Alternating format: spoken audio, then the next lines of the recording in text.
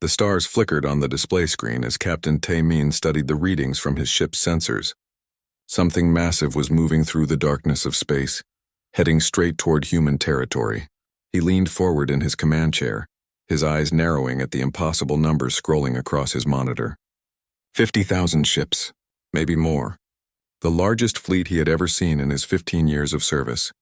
His reconnaissance vessel, the Shadow of Earth, was designed to stay hidden. It drifted silently near the edge of Terran space, its hull coated in materials that absorbed sensor beams and scattered light. Taemin had been watching the border for 3 months without incident. Now everything had changed. "Get me a visual," he ordered his tactical officer. The main screen shifted and Taemin felt his breath catch. The alien fleet stretched across space like a river of metal and light. Thousands of warships moved in perfect formation, their hulls gleaming with strange symbols and pulsing energy shields. They were enormous, each vessel 10 times the size of the largest human battleship. "Sir, they're broadcasting something," his communications officer said. "It's in multiple languages. I think they want us to hear this." Taemin nodded. "Put it through." The message was clear, translated into perfect English by their computer. The voice was deep and filled with absolute confidence. "This is the Grand Armada of the Valtheron Empire.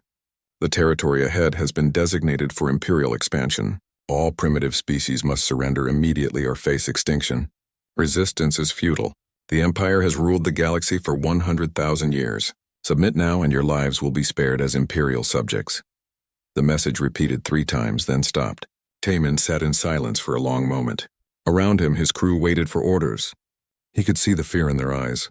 50,000 ships against humanity's entire defense fleet of 2,000. The math was simple and terrifying. "Record everything," Taemin said quietly. "Then get us out of here. Maximum stealth. We need to warn command." The Shadow of Earth turned silently and slipped away into the darkness. Behind them, the alien armada continued its advance, unstoppable and unconcerned.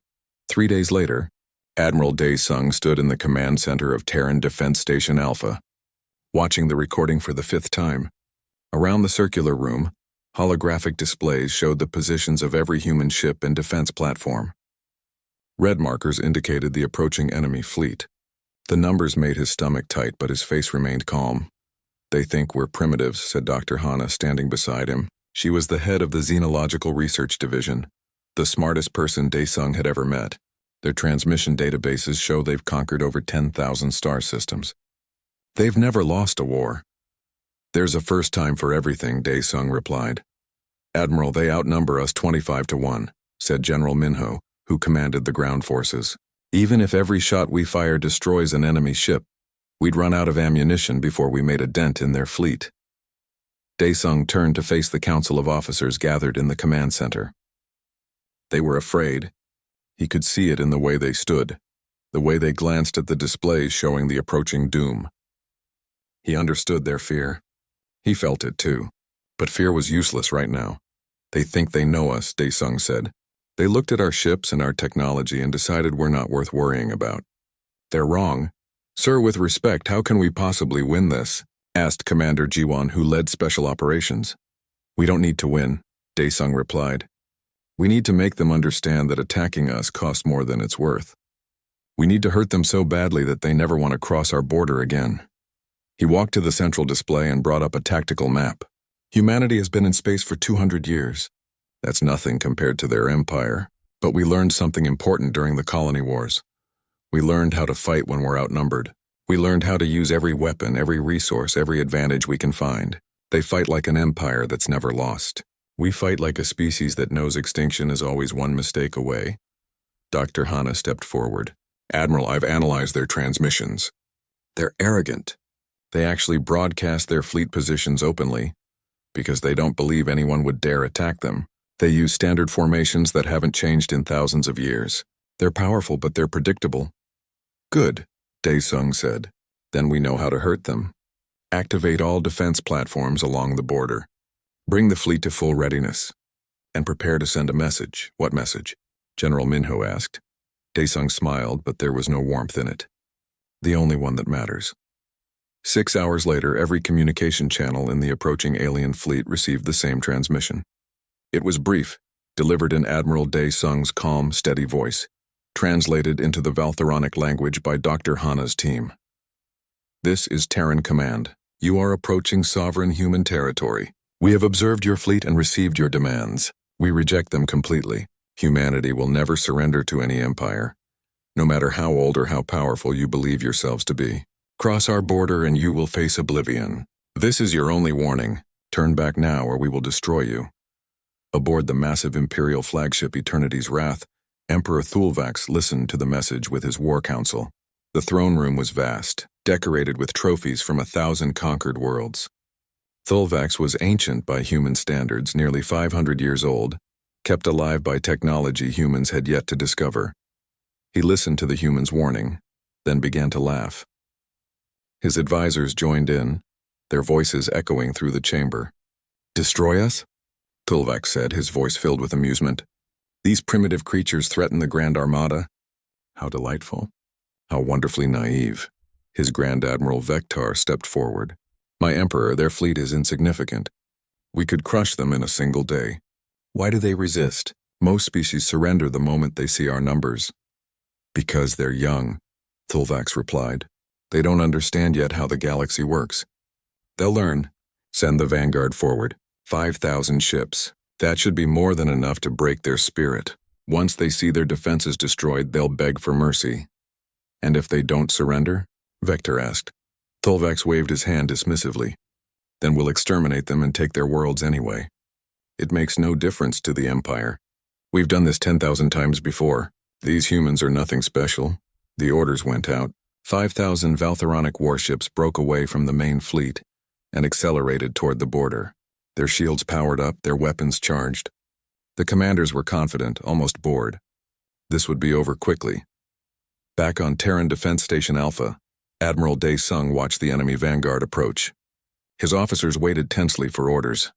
"Sir, they're not stopping," Commander G1 reported. 5,000 ships crossing into the border system now." Dae Sung nodded slowly. He had hoped they would listen. He had given them every chance to turn away. Now there was no choice left. "Activate all defensive systems," he ordered. "Execute Protocol Oblivion." Around him, his officers moved quickly to their stations. Across the border system, hidden weapons that had been waiting in silence for months began to wake up. The Valtheronic vanguard advanced confidently into the trap, completely unaware of what was about to happen. The war had begun. Lieutenant Hyunwoo watched the alien ships enter his sector from his station aboard Horizon platform. The defensive station orbited a dead moon at the edge of the border system, its weapons powered down and sensors running passive to avoid detection.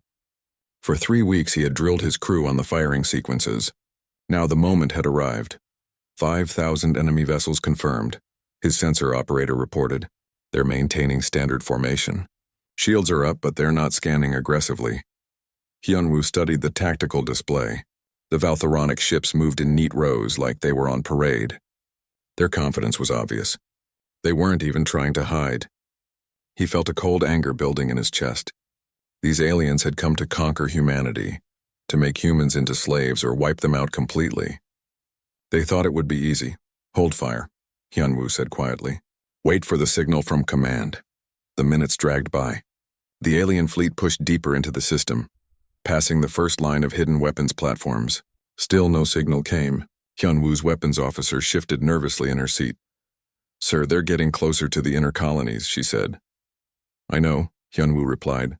"Trust the Admiral. He knows what he's doing." Finally, the communication channel crackled to life. Admiral Dae Sung's voice was calm and clear. "All stations, this is Terran Command. The enemy has crossed into our territory and ignored our warning. They have chosen their fate. Execute Protocol Oblivion. Fire at will." Hyunwoo's hand moved to the firing controls. "You heard the Admiral. Light them up." Across the border system, hundreds of hidden platforms activated simultaneously. They had been built in secret over the past 10 years, ever since humanity first detected signs of alien civilizations nearby. Each platform was automated, controlled by targeting computers with reaction times measured in microseconds. They had been designed for one purpose: to kill ships exactly like the ones now entering their range. The first weapons to fire were the kinetic platforms. Deep in the asteroid belt, mass drivers had been constructed inside hollowed-out rocks. They had spent months accelerating tungsten projectiles to incredible speeds using magnetic rails kilometers long. The projectiles were simple, dense metal slugs, each one weighing several tons, moving at 90% the speed of light. When something that heavy moves that fast, it carries more energy than a nuclear bomb. And the platforms fired thousands of them in the first salvo. The Valtheronic fleet never saw them coming. Kinetic weapons don't emit energy signatures until they hit. They're invisible until the moment of impact. The first alien ship simply exploded, torn apart as 3 slugs punched through its shields and hull like they were paper. Then another ship died. Then 10 more. Then 100 chaos erupted in the Valtheronic formation. Alarms screamed across every ship as vessels began exploding around them. The commanders shouted orders demanding to know what was happening. Their sensors showed nothing. No missiles, no energy beams, nothing. Just their ships dying one after another. "Evasive maneuvers," screamed the commander of the vanguard. "All ships scatter!" But the killing had only just begun. As the alien fleet broke formation, the second wave of weapons activated. Lieutenant Hyunwoo's platform, along with dozens of others hidden throughout the system, revealed themselves. Massive laser arrays powered up, fed by solar collectors that had been gathering energy for months. The beams were invisible in the vacuum of space, but their effects were immediate and devastating. Valtheronic shields were designed to deflect plasma weapons and absorb particle beams. They had never been tested against coherent light at petawatt intensity. The lasers burned through shields in seconds, then sliced through hulls like a cutting torch through ice. Hyunwoo watched his targeting computer select victims and fire automatically. Each shot lasted only a fraction of a second, but it was enough. A Valtheronic cruiser tried to turn away from his platform. The laser caught it along the length of its hull, cutting it cleanly in half. Atmosphere vented into space as the 2 pieces tumbled away, trailing debris and bodies. "Target destroyed," his weapons officer reported. "Acquiring next target."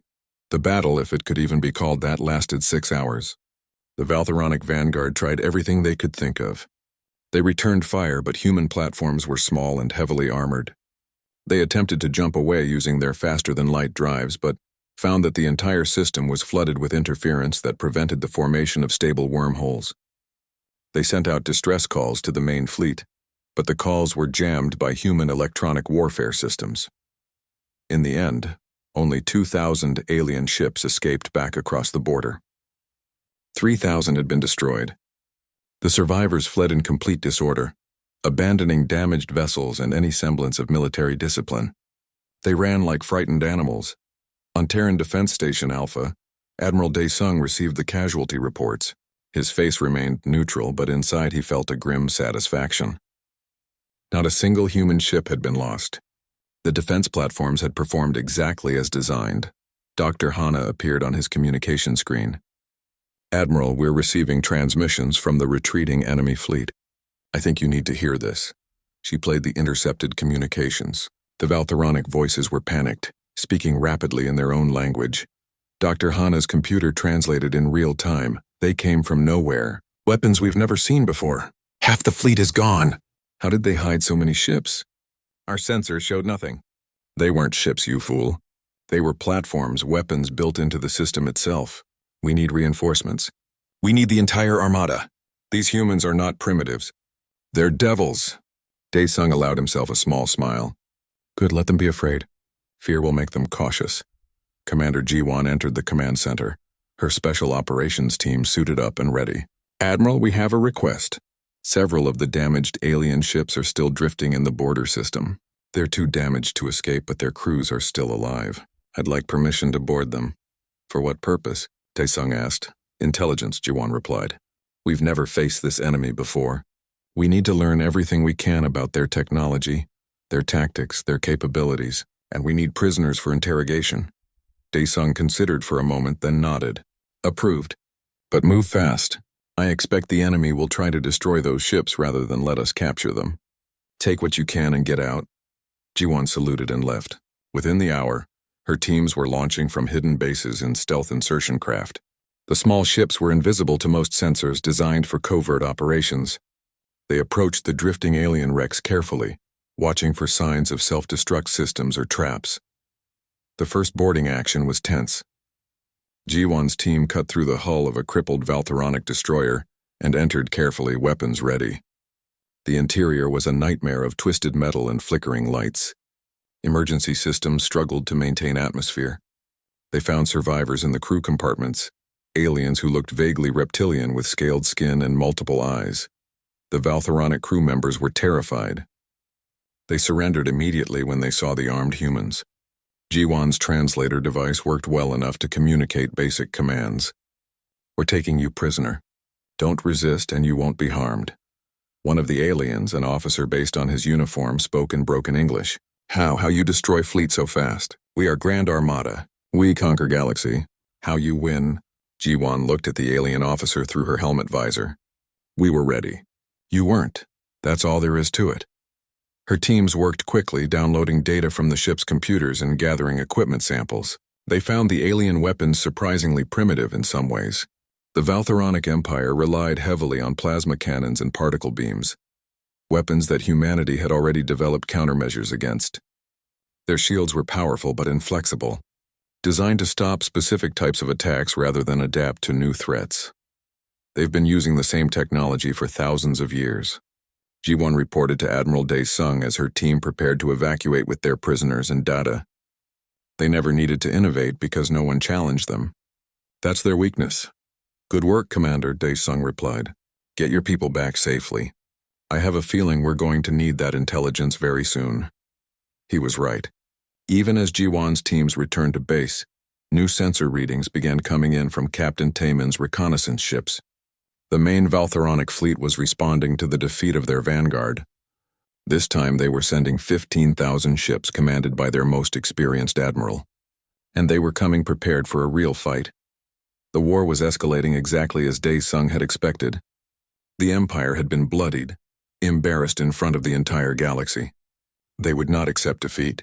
They would come with everything they had again and again, until either humanity was destroyed or the Empire learned the lesson Dae-sung was determined to teach them. Some threats cannot be conquered. Some borders cannot be crossed. Some species will never surrender no matter the odds. Humanity was about to prove all three truths to an empire that had forgotten them. Grand Admiral Vectar stood on the bridge of his flagship and studied the tactical display with cold eyes. He had conquered 200 worlds in his 3-century career. He had crushed rebellions, destroyed pirate fleets, and brought entire civilizations to their knees. The defeat of the Vanguard had been unexpected, yes, but it changed nothing. The humans had won a single battle through trickery and hidden weapons. Now they would face a real military force. His fleet of 15,000 warships moved through space in a dispersed formation, each vessel maintaining distance from its neighbors. His shields had been recalibrated to defend against kinetic impacts. His sensors swept the space ahead constantly, looking for hidden platforms. His weapons were charged and ready to fire at the first sign of threat. "Grand Admiral, we are approaching the border system," his tactical officer reported. "Sensors detect no enemy ships." "The system appears abandoned," Vectar nodded slowly. "The humans are hiding again. They fear to face us in open combat. Continue the advance but maintain alert status. Destroy any platforms you detect." The Valtheronic fleet pushed forward carefully. They found the wrecks of the Vanguard scattered throughout the system, thousands of twisted hulls drifting silently. The sight filled Vectar with anger. Those ships had been crewed by loyal Imperial soldiers. The humans would pay for every death. On Terran Defense Station Alpha, Admiral Dae-sung watched the enemy fleet enter his trap. This time would be different. The Empire had adapted to his kinetic weapons and laser platforms. They were being cautious, professional. Good. That meant they were taking humanity seriously now. But caution alone would not save them. "Engineer Sora, status of the swarm?" Dae-sung asked. The young woman appeared on his screen, her face smudged with grease from working on machinery. Sora was a genius, the kind of engineer who saw connections others missed.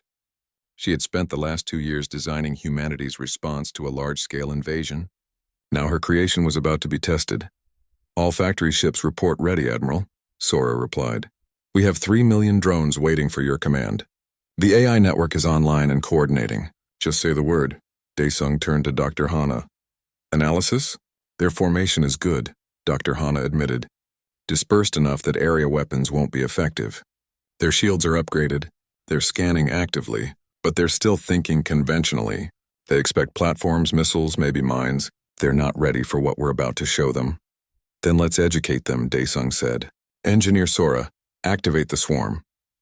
Deep in the asteroid field, hidden among thousands of rocks, the factory ships received their orders. They had been built in secret, each one containing automated manufacturing systems that could produce combat drones using raw materials from the asteroids. For months they had been churning out units preparing for this moment. The drones were simple by design. Each one was barely larger than a human fighter craft, built around a single fusion engine and a shaped explosive charge. They had minimal shields, basic sensors, and just enough armor to survive a few hits. Individually, they were nothing. But there were 3 million of them, and they were controlled by UNA, an artificial intelligence network that could coordinate them all simultaneously. The swarm launched from thousands of hidden bays. To the Valtheronic sensors, it appeared as if the asteroid field itself had come alive. Millions of small contacts appeared on their displays, accelerating rapidly toward the fleet. Grand Admiral, we have multiple contacts, the sensor officer shouted. Millions of them. Small craft moving fast. Vector stared at the display in disbelief. Where had they all come from? The sensors showed no large carriers, no shipyards. It was impossible to hide a fleet that size. All ships activate point defense systems, he ordered. Fire at will. Destroy those drones before they reach us. The Valtheronic fleet opened fire. Energy beams and missiles filled space, destroying hundreds of drones in the first seconds. But for every drone that died, 10 more kept coming. The swarm didn't flinch, didn't slow. It kept advancing in perfect coordination, units moving in synchronized patterns that made them difficult to target. The drones reached the fleet and chaos erupted. They swarmed over the Valtheronic ships like angry insects, too many to stop with point defense. Each drone carried just enough intelligence to recognize a target and attach itself to the hull. Then it would detonate, the shaped charge designed to punch through armor at close range. A Valtheronic cruiser disappeared under a cloud of 2,000 drones. Explosions rippled across its hull as charges detonated one after another. Shields flared and collapsed. Armor cracked and peeled away. Within minutes, the ship was a drifting wreck, its hull perforated by hundreds of holes. They're everywhere, a Valtheronic captain screamed across the communication channel. We can't stop them all. Vector watched in horror as his fleet began to disintegrate. Ships broke formation, trying to escape the swarm. Point defense systems fired until they overheated and failed. Nothing worked. For every drone destroyed, more took its place. But the swarm was only one part of Admiral Daesung's plan. While the Valtheronic fleet was distracted, General Minho's strike force had been moving into position. Using data captured from the boarding operations, human engineers had figured out how to mimic Valtheronic identification signals. Minho's ships appeared to enemy sensors as friendly vessels. 50 human assault carriers jumped into Valtheronic territory, bypassing the main fleet entirely. Their target was the enemy's supply chain. The Empire had established forward bases to support the invasion, massive stations holding fuel, ammunition, and spare parts. Minho's forces hit them all simultaneously. The attacks were surgical and brutal. Human Marines stormed the stations, overwhelming the garrison forces before they could organize a defense. Demo teams planted charges on critical systems. Within hours, 5 major supply bases were destroyed, along with the shipyards producing new vessels to replace losses. Back in the border system, Grand Admiral Vector realized he was trapped. His fleet was being torn apart by the drone swarm. His supply lines had been cut. Even if he retreated now, many of his ships wouldn't have enough fuel to make it home. All ships, emergency withdrawal, he ordered, his voice tight with suppressed rage. Jump to rally point 7 now! The Valtheronic fleet began a desperate retreat. Ships limped toward the edge of the system. Engines damaged, hulls breached, crews exhausted. The drone swarm pursued them relentlessly. By the time the last Imperial ship jumped away, 8,000 vessels had been destroyed or too damaged to escape. Only 7,000 made it out.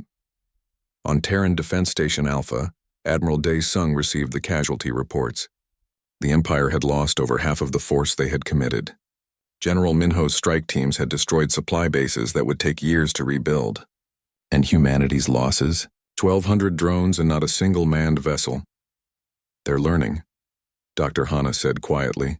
Vector is a good commander. He'll report everything that happened here. The Empire will adapt again. Let them, Daesung replied. Every time they adapt, they commit more resources. Every battle costs them ships, personnel, credibility. We're bleeding them slowly. Commander Jiwan entered the command center. Admiral, we've intercepted communications from the Imperial fleet. Emperor Thulvax is furious. He's ordered total mobilization. The entire Grand Armada is coming. All 50,000 ships. The room fell silent. Every officer understood what that meant. Until now, humanity had faced only a fraction of the Empire's might. Now they would face everything. Daesung stood and walked to the central display. He zoomed out, showing the full scope of human space. 47 colonized systems, 2,000 warships, millions of defense platforms and drones, against an empire that had stood for 100,000 years and ruled 10,000 worlds. They think overwhelming force will break us, he said quietly. They still don't understand. Humans don't surrender. We can't, because if we lose, we're extinct. That's what makes us different from every other species they've conquered. Those others were fighting for pride, for territory, for resources. We're fighting for survival. He turned to face his officers. When the Empire comes with everything they have, we'll be ready. Engineer Sora, I want 10 million more drones. General Minho, prepare strike teams for deep penetration raids into Imperial territory. Dr. Hana, continue analyzing their technology. Find weaknesses we can exploit. Commander Jiwan, your special operations teams will target their command structure. If we can capture or kill their senior officers, we disrupt their ability to coordinate. And what about our fleet, Admiral? Asked the commander of naval operations. Our ships are outnumbered 25-1. If they catch us in open battle, we'll be destroyed.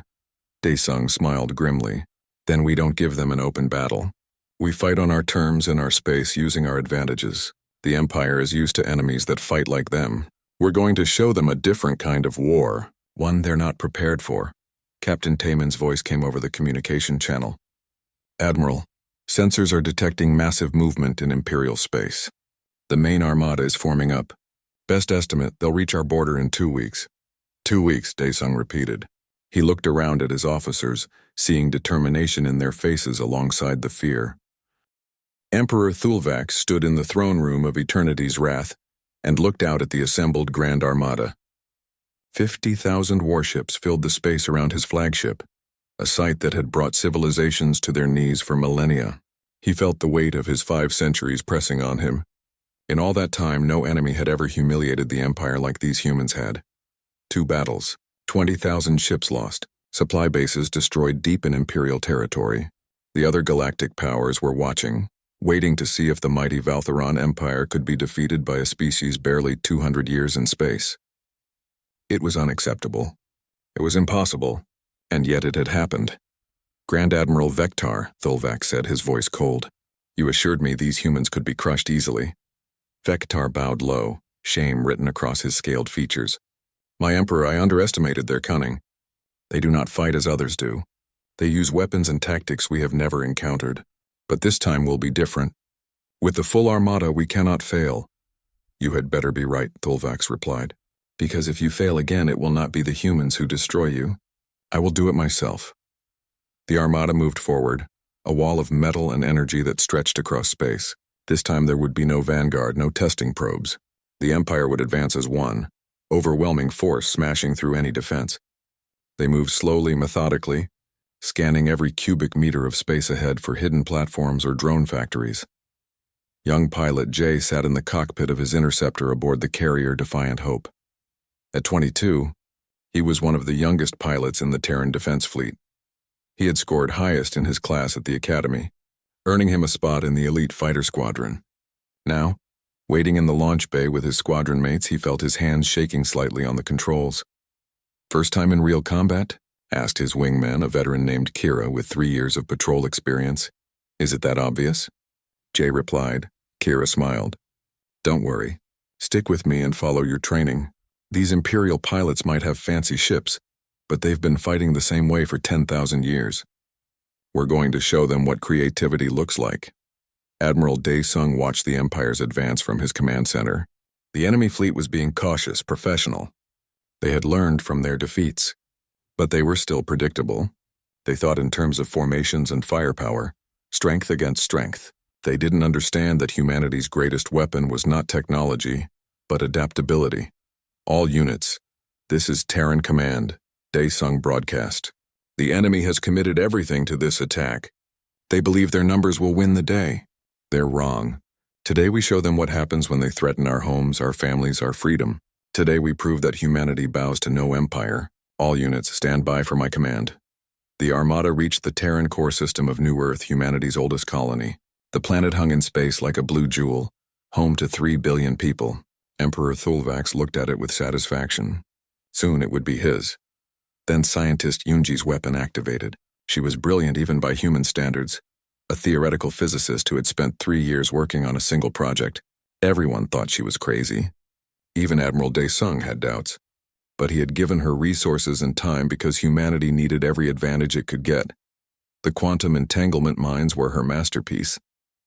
They existed in thousands of locations simultaneously, linked by quantum effects that normal physics couldn't explain.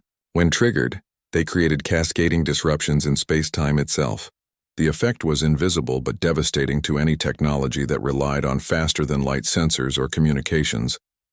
The Valtheronic fleet suddenly went blind and deaf. Their FTL sensors showed nothing but noise. Communications between ships collapsed into static. Navigation systems that relied on quantum positioning began showing impossible locations. The perfectly coordinated armada became 50,000 individual ships, each one isolated and confused. Now, Admiral Daesung ordered. The entire Terran defense fleet emerged from hiding. They had been waiting in the outer system, cold and silent, ships powered down to minimal levels. Now they lit up like stars, engines burning at full power, weapons hot. 2,000 ships against 50,000. Madness. Suicide. But the humans were not trying to win through numbers. They had spent months studying captured Valtheronic technology and analyzing recordings of Imperial tactics. They knew how the enemy thought, how they moved, how they fought. Dr. Hana's analysis had identified patterns, weaknesses, blind spots. Now humanity exploited all of them. The Terran fleet didn't charge in a straight line. They came from multiple directions, using the interference from the quantum mines to approach unseen. When they struck, it was with surgical precision. Human ships focused fire on specific targets, overwhelming them before moving to the next. They used the confusion to their advantage, appearing where the enemy didn't expect, and disappearing before reinforcements could arrive. Jay launched from his carrier with his squadron, 12 interceptors heading into the chaos of battle. His hands were steady now, fear burned away by adrenaline and focus. He saw enemy fighters ahead, sleek craft with superior weapons and shields. Remember your training. Kira's voice came over the comm. They're faster and stronger, but they're predictable. Make them chase you into the debris field. Jay followed her lead, diving toward a cluster of wrecked ships from earlier battles. The enemy fighters pursued, firing plasma bolts that missed by meters. Jay weaved through the wreckage, using pieces of broken hull as cover. The Imperial pilots followed confidently. Then Jay executed a maneuver his instructors had drilled into him. He killed his forward thrust and spun his ship 180 degrees, while maintaining velocity. Flying backward now, he opened fire directly at his pursuers. The enemy pilots, not expecting such an insane move, flew straight into his fire. 2 fighters exploded before they could react. "Good kill," Kira shouted. "That's what I'm talking about." Across the battlefield, similar scenes played out. Human pilots used unconventional tactics that confused enemy fighters. Human ships worked in perfect coordination, not through central command like the Empire, but through training that emphasized initiative and adaptation. When their plan failed, they made new plans. When they lost ships, they adjusted tactics. They never stopped moving, never stopped thinking. Admiral Bowman commanded the stealth fleet that had been shadowing the Empire for weeks. His ships were invisible to most sensors, using technology humanity had developed specifically for this war. Now, with the enemy's advanced sensors disabled by Yunji's weapons, Bowman's fleet moved with impunity. They struck at the rear of the Valtheronic formation, targeting command ships. Admirals and fleet coordinators died before they realized they were under attack. The Imperial command structure, which relied on strict hierarchy and centralized control, began to collapse. With their leaders dead and communications disrupted, Valtheronic captains didn't know what to do. Some tried to retreat. Others pushed forward. Many just held position, waiting for orders that never came. General Minho's Marines boarded enemy vessels in the chaos, cutting their way through corridors and capturing critical systems. They learned to use Valtheronic weapons against their owners, turning the Empire's own technology into a weapon. When they captured a ship, they transmitted false orders to other vessels, spreading confusion. The battle raged for 18 hours. It was brutal, desperate, nothing like the quick victories humanity had won before. Ships died on both sides. Jay saw friends explode, heard screams cut off as squadrons were wiped out. But humanity kept fighting, kept adapting, kept refusing to break. Emperor Thulvax watched his armada disintegrate around him. His communications were gone. His sensors were useless. His ships were being destroyed faster than he could process. How had this happened? The humans were supposed to be primitives. They were supposed to surrender at the sight of the Grand Armada. "My Emperor, we must withdraw," Vectar said urgently. "The fleet is breaking. If we stay, we'll be destroyed." "No," Thulvax shouted. "We are the Valtheron Empire. We do not run from inferiors." "My Emperor, please," Vectar begged. "We've lost 20,000 ships already. Half the command structure is gone. If Eternity's wrath is destroyed, the Empire loses not just this battle, but its symbol of power. Please, we must preserve what remains." Thulvax stared at the tactical display, seeing his invincible armada in ruins. For the first time in his 500 years, he felt fear, real primal fear that his empire might actually fall. "Sound the retreat," he said quietly. "All ships that can jump withdraw immediately." The order went out on whatever channels still worked. The Valtheronic fleet began a fighting retreat, ships limping away from the battle. Admiral Dae Sung's fleet pursued, harrying them every step of the way.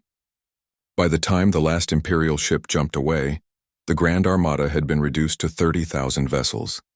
20,000 ships destroyed in a single battle. On Terran Defense Station Alpha, exhausted officers reported the butcher's bill. Humanity had lost 400 ships, 400 vessels, and 20,000 crew members who would never see home again. The victory had cost more than any previous battle. But they had won. Against impossible odds, they had won. The chase through Imperial space lasted 7 days. Admiral Dae Sung's task force pursued the remnants of the Grand Armada like wolves following wounded prey. Captain Tae Min's reconnaissance ships guided them through territory humans had never entered before, past alien worlds and through strange nebulas that glowed with colors Earth's sky had never known. The Valtheronic fleet was broken. Ships limped along on damaged engines, leaving trails of debris. Some vessels broke down completely and had to be abandoned. Others ran out of fuel and drifted helplessly. The proud armada that had threatened to conquer humanity was now a stream of refugees fleeing for their lives. "Admiral, we're receiving transmissions from the enemy fleet," Dr. Hana reported. "They're asking us to stop the pursuit. They say they're withdrawing from our territory and pose no further threat." Dae Sung studied the tactical display. Ahead, the Imperial fleet was heading for a massive planet that sensors identified as Valth Prime, the throne world of the Empire. The capital of a civilization 100,000 years old, home to 200 billion Valtheronic citizens. "No," Dae Sung said quietly. "They came to our space with 50,000 ships to conquer or exterminate us. They ignored our warning. They forced this war. Now they need to understand completely what it means to threaten humanity." Commander Jiwan appeared on the screen, her face streaked with dirt and fatigue. Her special operations teams had been running continuous raids throughout the chase, boarding damaged vessels and extracting intelligence. "Admiral, we've confirmed that Emperor Thulvax is aboard Eternity's Wrath. He's heading straight for Valth Prime. Their orbital defenses are the strongest in the Empire." "Good," Dae Sung replied. "Then they'll have a front row seat." The human task force arrived at Valth Prime 2 hours after the Imperial fleet. The planet was beautiful in a strange way, its atmosphere tinted purple by gases that would be toxic to humans. Massive cities covered entire continents connected by transport systems visible even from orbit. Orbital stations surrounded the world in layers, along with defense platforms that had protected the throne world for 80,000 years. Emperor Thulvax watched the human fleet arrive from the bridge of his flagship. He was in his personal throne room, having refused to go to the combat bridge. 500 human ships against the mightiest defenses in the galaxy. Surely even these insane primates would recognize the futility of attacking here. "Incoming transmission from the human fleet," his communications officer reported. "Put it through," Thulvax ordered. Admiral Dae Sung's face appeared on the screen. The human looked tired, older than his years, but his eyes were hard and unyielding. "Emperor Thulvax," he said. "This is Admiral Dae Sung of Terran Command. I gave you a warning before this war began. You ignored it. Now you will learn what that warning meant. You dare threaten the throne world? Thulvax shouted. You are 500 ships against 10,000 defense platforms. You will be destroyed. Perhaps, Daesung replied calmly. But before we die, we will show you and your entire empire what humanity is capable of. You called us primitives. You thought we would be easy to conquer. You were wrong. And now the galaxy will know exactly how wrong you were. The transmission ended. Daesung turned to his weapons officers. Execute the demonstration. Target only military installations. No civilian structures. We're not conquerors. We're not monsters. We're teachers. And this is a lesson the Empire will never forget. The Terran task force opened fire. They used weapons that the Valtheronic had never seen in the earlier battles. Technology that humanity had held in reserve for exactly this moment. Relativistic kill vehicles launched from mass drivers, accelerating to incredible speeds before slamming into orbital fortresses. Each impact released energy equivalent to nuclear weapons, turning the ancient defense platforms into expanding clouds of plasma. Scientist Yunji's quantum disruption bombs deployed across the orbital space, creating localized distortions that disabled entire sections of the defense grid. The Valtheronic platforms had shields and armor designed to withstand any conventional attack. But the human weapons didn't work conventionally. Admiral Bauman's stealth ship slipped through the chaos and targeted the Planetary Defense Network's command centers. Precision strikes from orbit destroyed the fortified bunkers where the defense coordinators worked. Without central coordination, the remaining platforms fired wildly, often hitting each other in the confusion. The battle lasted 3 hours. When it ended, the orbital defenses of Valth Prime were in ruins. Burning wreckage fell through the atmosphere, creating streaks of light across the purple sky.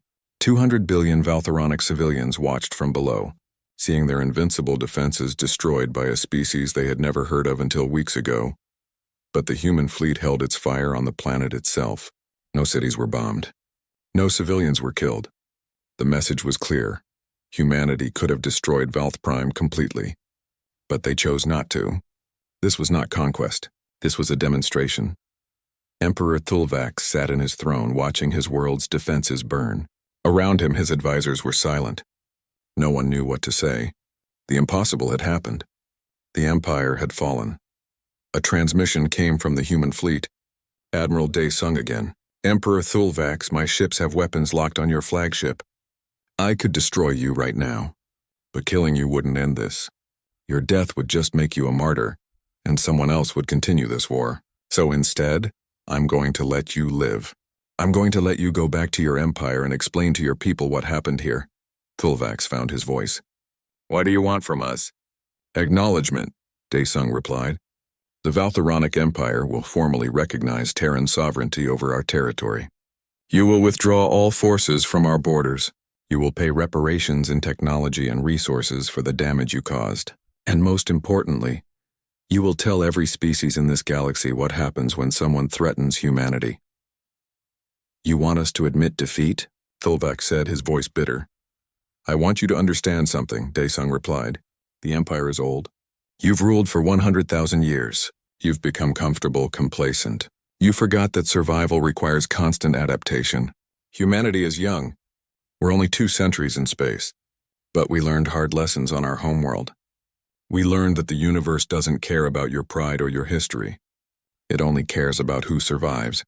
Today you learned that lesson again. Daesung paused, then continued.